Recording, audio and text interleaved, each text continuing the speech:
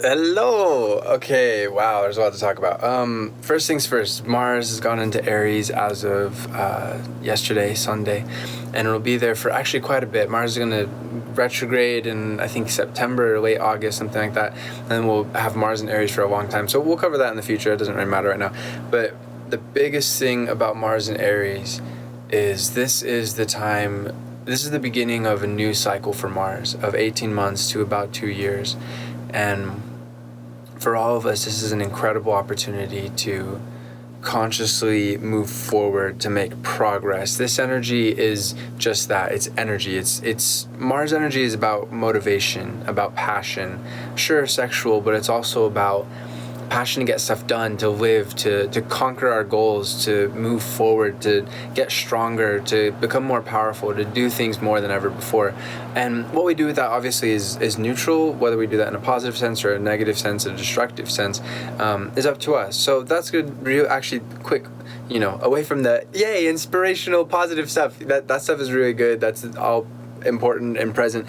But the challenge, like with every energy, is to make sure that we're not feeding into the anger. This is also one of the, really for the next couple of months, especially when it goes retrograde, but even where we are right now, this is one of the most important times to keep our cool in general, because we can get angry during any Mars transit. For the last 6 weeks, we've had the Mars in Pisces conjunct Neptune for a lot of it, and there was this kind of hazy, there was anger, but we didn't necessarily know where it was coming from, or if we did. It was very deeply entrenched and very emotional in a water sense. This is emotional in a fire sense. And even though the positive side of it is emotions and motivation can come very quickly and very directly, and then we move forward and we get stuff done, and, it gets resolved very quickly, it can be very destructive in a way that the last 6 weeks we haven't experienced. That Mars in Aries in particular, but any of the fire energies can be very explosive. So we have to keep that in mind, is just to make sure that if we're feeling restless, if we're feeling angry, same old thing, just like with every Mars transit, make sure we're working out, make sure we're moving our body, make sure that we're getting the blood pumping, make sure that we're challenging ourselves, make sure that we're pushing ourselves to our limit in a healthy sense, not past our limit. We don't want to injure anything physically or mentally, emotionally, in any kind of way.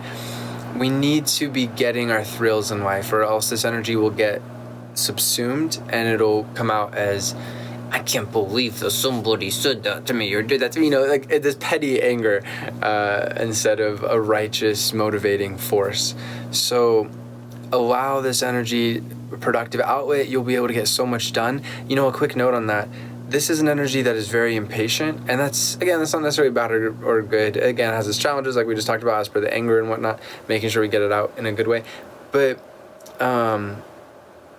in a good sense, or I guess a way to make the best of this energy's impatience is focusing on short-term goals. It's kind of tricky because we do have Saturn is right about to go back into the region of space known as Capricorn. Jupiter's in Cap. Saturn and Jupiter have been dancing around in Capricorn all year, and Saturn for the last couple of years. So we're nearing the end of this Saturn and Capricorn transit for the next 29 years. So that'll be when the next one happens. Saturn will be in Cap from, I believe, July 2nd to December 17th, and then it goes into Aquarius and it's there. So this next 6 weeks, and really again the next couple months, because of the Mars retrograde, it's a phenomenal opportunity to get major projects done. For me, it's the book. It's like I'm finally, after burning myself out, I'm finally getting ready to gear up and get back in there and finish that damn thing. And I think that's really the sentiment here, is whatever it is for you or for anybody else, is the time has come for the next 6 weeks, but also for the next 6 months, really, for the end of 2020, to get shit done. And those who get shit done during this time, who are working through their stuff, and we'll get to that in a little bit as per the next couple weeks, because we have this Mercury retrograde and it's in Cancer, and that's a whole other factor to keep in mind for the short term.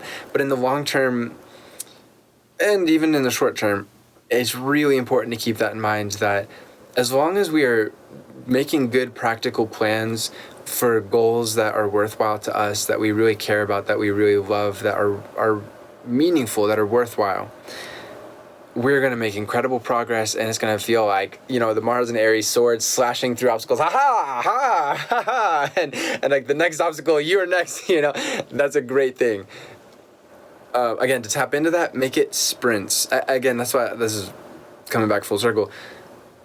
This is interesting because on the one hand, we have this marathon, these two marathon transits going on, Jupiter and Saturn, which are marathon in the sense of, yes, they take a while, but also marathon in the sense of Capricorn energy. Capricorn is the ultimate marathon energy because it likes the long term. It thrives in the long term because its goals, its methodology, it needs to work with time over a long period of time to perfect things. It's the only energy that's able to do that really to the level of productivity and focus and stability and practicality out of all of the different energies. Saturn, Aquarius does too, but not quite as practical and as grounded. And ultimately, we'll talk about our Aquarius transits in future. We're really looking at 2021 onwards for the Aquarius transits. So the rest of 2020 is this Cap energy, is marathons. All of us are running some kind of marathon, or really multiple marathons, because life is never great. It's just this. You have this challenge over here in your relationship life, love life, and then you have this over in your career, and then this as for health. You know, we all have our challenges that we're working on. Even if it's not necessarily a terrible thing, it's a good thing, it's a positive thing.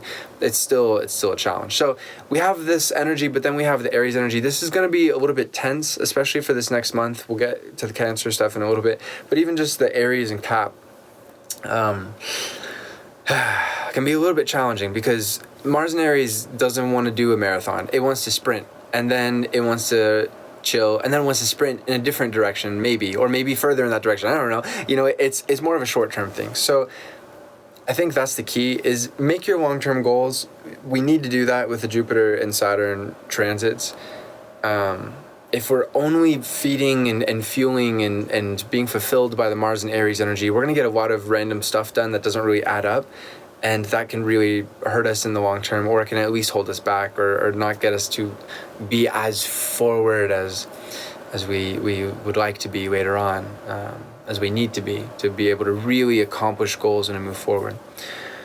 So I think really the key is set the long-term goals, know what you're going for in the long term, but break it down. And that's smart in general, but especially with this transit, break it down into, okay, this day or this week or even this hour or these couple hours, this is what I'm going to go for. The Mars and Aries energy, it's a very, Aries energy in a very positive sense, just like all fire energy, is very childlike. It's very innocent. It's very pure.